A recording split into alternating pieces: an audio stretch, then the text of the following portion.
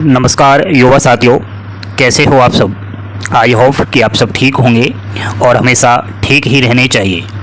दोस्तों, जीडीएस की जो न्यू वैकेंसी आई है इंडिया पोस्ट ऑफिस के अंदर 44,228 पदों पर, जिसमें ऑल इंडिया महिला और पुरुष दोनों ही अप्लाई कर रहे हैं।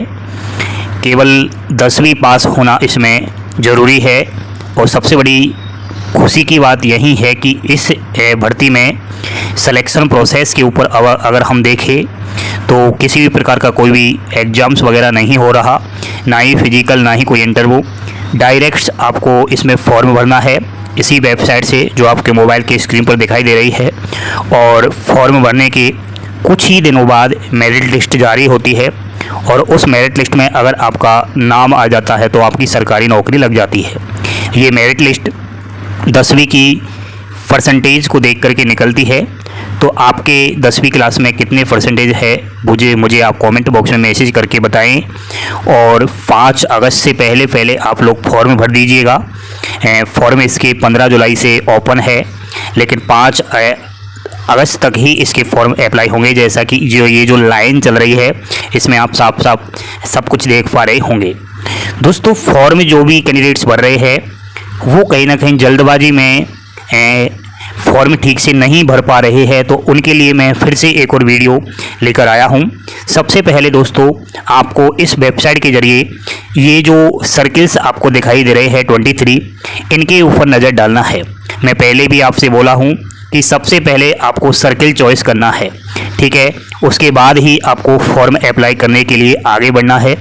सर्किल चॉइस करते समय प्यारे युवा साथियों, आपको इस सर्किल में 23 सर्किल्स के अंदर ये देखना चाहिए कि कौन सी सर्किल की भाषा आप लोगों को आती है। जैसा कि इसमें 15 सर्किल ऐसे हैं जहाँ की लोकल भाषा हिंदी है, बाकी अदर जो है लैंग्वेज वाले सर्किल्स है। मैं बता देता हूँ आपको फिर से, मैंने पहले भी बताया है।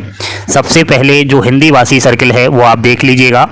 एक तो है बिहार, दूसरा है छत्तीसगढ़, तीसरा है दिल्ली, चौथा है हरियाणा, पाँचवा है हिमाचल प्रदेश, छठवा है जम्मू कश्मीर, और आपका 7वां है मध्य प्रदेश, 8वां है नॉर्थ ईस्ट। के अंदर कुछ जगह आपको फॉर्म भरना होगा, बाकी सभी जगह नॉर्थ ईस्ट में नहीं भर सकते आप लोग। एक सवाल आ रहा था, सर अरुणाचल प्रदेश भी तो नॉर्थ ईस्ट में आता है, तो अगर आप नॉर्थ ईस्ट से फॉर्म अप्लाई करने की सोच रहे हो तो अरुणाचल प्रदेश से फॉर्म तो भर सकते हो, लेकिन आपको एक सर्टिफिकेट बनवाना पड़ेगा। वहीं जाकर के वो वहाँ का सरकार से मान्यता प्राप्त सर्टिफिकेट होता है, उसमें आपको उस सर्टिफिकेट में आपको यहाँ पर ये लिख कर कहीं ना कहीं देना होता है कि मैं काफ़ी दिन से यहाँ हूँ, मैं लोकल लैंग्वेज जानता हूँ। इस तरीके से कोई अगर जान पहचान वाला है ऑलरेडी पहले से अरुणाचल प्रदेश में, तो ही आप फॉर्म अप्लाई कर सकते हो। बाकी मेरिट लिस्ट में तो नाम आ जाएगा, लेकिन जब डॉक्यूमेंट वेरिफिकेशन करवाने आप जाओगे तो उस सर्टिफिकेट की आवश्यकता होगी। अरुणाचल प्रदेश में टोटल 23 ऐसी लैंग्वेज है, हिंदी नहीं है दोस्तों, ठीक है। तो वो सब आप देख लेना।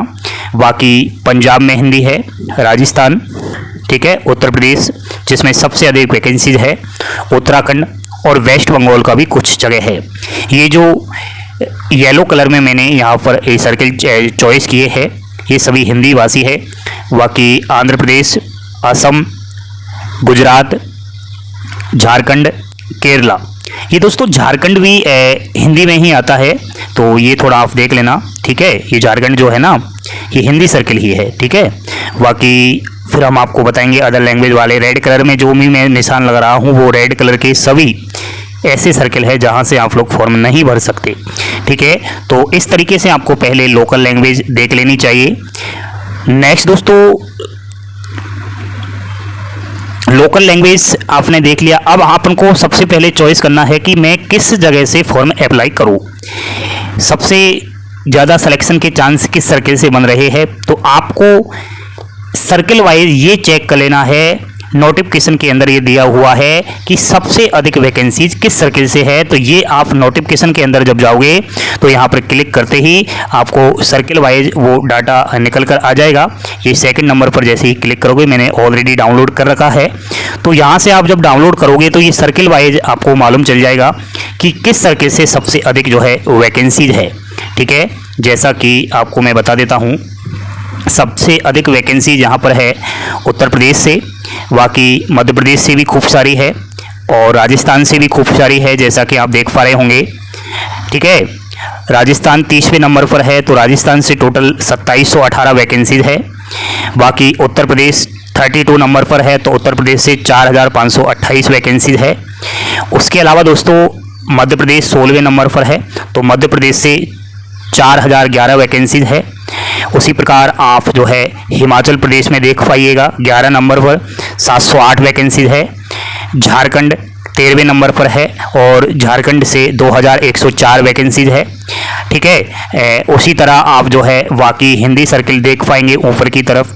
यहाँ पर हिंदी लैंग्वेज वाले सर्किल कौन कौन से है। बिहार है 6वें नंबर पर, तो बिहार से 2500 वैकेंसीज आई है। छत्तीसगढ़ है दोस्तों 7वें नंबर पर, छत्तीसगढ़ से 1338 वैकेंसीज है। और आपका दिल्ली और हरियाणा यहाँ से कम वैकेंसीज है, तो दिल्ली और हरियाणा से वही कैंडिडेट्स अप्लाई करें जिनकी 100% है। 100% से अगर कम है तो मेरे ख्याल से आपको यहाँ से अप्लाई नहीं करना चाहिए, आपका नंबर नहीं आएगा। ठीक है, इस तरीके से आपको ये छांट लेना है। मैं तो कहता हूँ सबसे अधिक वैकेंसी जिस सर्किल से आपको दिखाई दे उसी सर्किल से फॉर्म अप्लाई करना है। ठीक है, अब हमने ये डिसाइड कर लिया है कि कौन से सर्किल से फॉर्म अप्लाई करना है, क्योंकि यहाँ हमने देख लिया कि किस सर्किल से वैकेंसी सबसे ज़्यादा है। उसके बाद दोस्तों हमें एक महत्वपूर्ण काम ये भी करना है इसी जगह कि हमें ये देखना होगा कि अनरिजर्व की कितनी वैकेंसी है, ओबीसी की कितनी है, उसके बाद एससी की कितनी है, एसटी की कितनी है, ईडब्ल्यूएस की, पीडब्ल्यूडी-ए, पीडब्ल्यूडी-वी, पीडब्ल्यूडी-सी, पीडब्ल्यूडी-डी, टोटल वैकेंसी तो हमने देख लिया। कैटेगरी वाइज हमें ये चीज़ भी एक बार देख लेनी चाहिए। ठीक है, हमने यहाँ से दो चीज़ों को देखा, circle wise total vacancies, category wise सबसे ज़्यादा किस सर्किल से है वह है 23 सर्किल्स के अंदर। आपको मैं बताऊं कि बहुत सारी जगह है, तो 39 जगह से आप लोग फॉर्म अप्लाई कर रहे होंगे मेरे ख्याल से, अलग अलग लैंग्वेज वाले कैंडिडेट्स होंगे। यहाँ नीचे जब स्क्रॉल करोगे तो टोटल वैकेंसीज के बारे में भी आपको यहाँ पर जानकारी दे रखी है। यहाँ पर एक अनरिजर्व की वैकेंसी है जीडीएस की इस बार 19,862, यहाँ ओबीसी की है, इधर एससी की है, आपका एसटी, ईडब्ल्यूएस और इधर पीडब्ल्यूडी वालों की है। ठीक है, तो ये भी आप देख लेना। टोटल वैकेंसीज 44,228 है दोस्तों। ठीक है, अब वापस हम वेबसाइट पर आते हैं। वहाँ हमने ये काम कर लिया है, सर्किल चॉइस कर लिया है दोस्तों। अब सर्किल के अंदर हमें और भी बहुत कुछ देखना होगा, जैसा कि दोस्तों मैं फॉर्म भरने वाला हूँ इस बार छत्तीसगढ़ से, उदाहरण के तौर पर बताया हूँ। 4 नंबर मैंने चॉइस कर लिया है छत्तीसगढ़ से। मुझे लगा कि मेरा इस बार नंबर आ जाएगा, तो हमें छत्तीसगढ़ पर क्लिक करना है। जैसे ही आप छत्तीसगढ़ पर क्लिक करोगे, यहाँ पर छत्तीसगढ़ के अंदर जितने भी डिवीज़न है, जितने भी संभाग है, जहाँ जहाँ से वैकेंसीज आई है वो सब निकल कर आ जाएगा। आ चुका है, आप यहाँ पर देख पा रहे होंगे। ठीक है, देखिए छत्तीसगढ़ में बस्तर से है, दुर्ग से है, रायपुर से है, सुरएगुजा से है, बिलासपुर से है, बाकी रायगढ़ से है, आरपी से है। ये छत्तीसगढ़ के डिवीजन्स है। अब हमें दोस्तों डिवीजन्स भी छांटना होगा कि किस डिवीजन से फॉर्म अप्लाई करना है।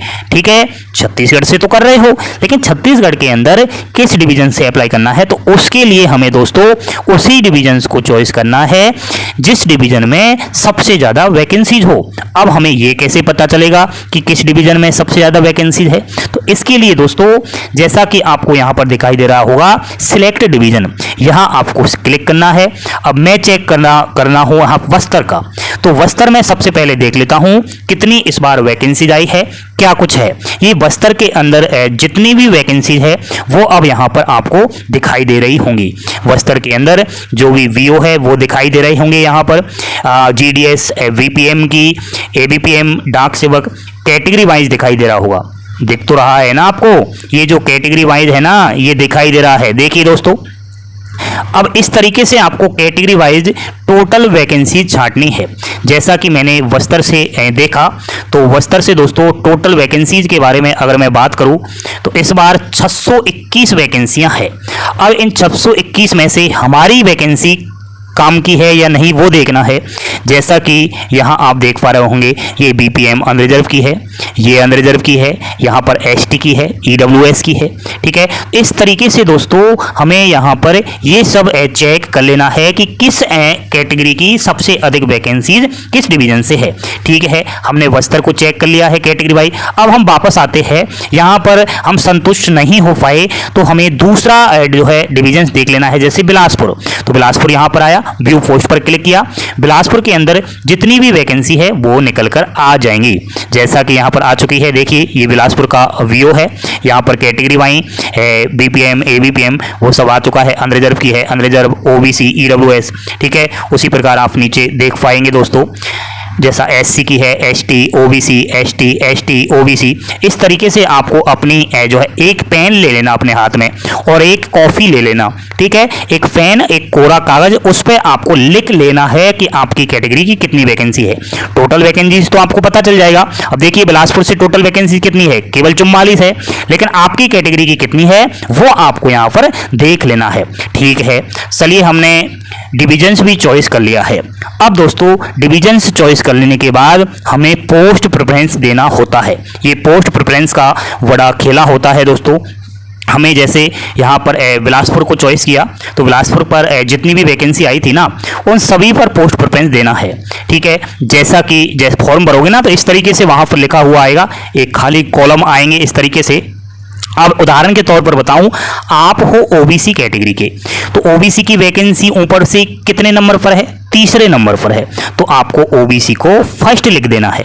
और है क्या ओबीसी की, चलिए देखते हैं, ये रही 7वें नंबर पर ओबीसी की वैकेंसी है, तो यहाँ पर 1 नंबर तो वहां दे दिया क्योंकि 1 नंबर की तो ये रही, और 7वें नंबर पर ओबीसी की और मिली तो 2 नंबर हमने यहाँ दे दिया। इस तरीके से हमें पोस्ट प्रेफरेंस देना है। और है क्या ओबीसी की, देखिए और मिल गई 10वें नंबर पर, तो यहाँ पर 2 नंबर तो हमने वहां दे दिया और तीसरे नंबर पर ये दे दी, चौथे नंबर पर और है ओबीसी की। इस तरीके से हमें जितनी भी ओबीसी की वैकेंसी है वो सब भर देना है।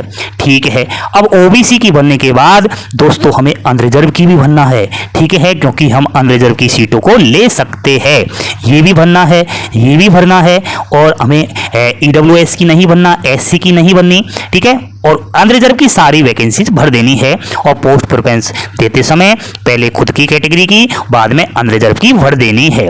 आपको सब कुछ जानकारी अभिषेक क्लासेस की यूट्यूब चैनल पर मिलेगी, वहां पर मैं बोर्ड पर अच्छे से समझाता हूं, तो वहां भी एक बार उन वीडियो को विजिट किया करें। ठीक है, इस वेबसाइट के माध्यम से आपको बहुत कुछ मिलेगा। ठीक है, यहाँ पर दोस्तों ये जो इसके बारे में पूछ रहे थे विद्यार्थी, सर ये क्या होता है, तो यहाँ पर आप क्लिक करोगे ना तो यहाँ पर फॉर्म वगैरह मिलता है। ठीक है, ये फॉर्म आपके बाद में काम आएंगे। ठीक है, यहाँ पर आपका वैकेंसीज के बारे में जानकारी है, इधर आपका ये सारे फॉर्म होते हैं, तो ये इनका काम पड़ेगा, मैं बता दूंगा, अभी कोई आवश्यकता है नहीं। बाकी यहाँ से आप रजिस्ट्रेशन कर लेना। ठीक है, खुद से भी कर लो यार, कोई क्या दिक्कत है। रजिस्ट्रेशन करने के लिए जैसे ही आप क्लिक करोगे, आपका जो है यहाँ पर मोबाइल नंबर, ईमेल आईडी, 10वीं की मार्कशीट में जो आपका नाम है वो, फादर्स या फिर मदर्स नेम दोनों में से एक, डेट ऑफ बर्थ, जेंडर मैंने बता दिया है, ये तो फॉर्म अप्लाई कर से करे वो सब। ठीक है, इस तरीके से आप दोस्तों मेरे ख्याल से अगर फॉर्म अप्लाई करोगे तो कहीं ना कहीं काम चलने वाला है। बाकी जल्दबाजी ना करें और वेबसाइट के माध्यम से कहीं ना कहीं बहुत कुछ आपको मिलता रहेगा। इसी वेबसाइट को सिंपल तरीके से मैं आपके सामने बताता रहता हूं, तो कहीं ना कहीं आपके समझ में नहीं आएगा कुछ बच्चों के वेबसाइट में क्या होता है वो सब, तो आप घबराए नहीं, मेरी वीडियो का विजिट करें, मैं आपको हर कुछ बताऊंगा। और नकली वेबसाइट से बचना है, ओरिजिनल वेबसाइट पर ही विजिट करते रहे। अब मुझे बताइएगा कि आपने फॉर्म भर दिया है या नहीं भरा। नहीं भरा है तो कहाँ से भरने वाले हो, या फिर आप मेरा इंतजार कर रहे हो, सर बताएंगे तब हम फॉर्म अप्लाई करेंगे। तो कमेंट बॉक्स में आपकी राय मैं जानना चाहता हूं, आप क्या चाहते हो वो सब जानना चाहता हूं। प्लीज़ कमेंट बॉक्स में अपना मैसेज छोड़िएगा। ठीक है, मिलते हैं नेक्स्ट पार्ट के अंदर महत्वपूर्ण जानकारी के साथ। जय हिंद, जय भारत।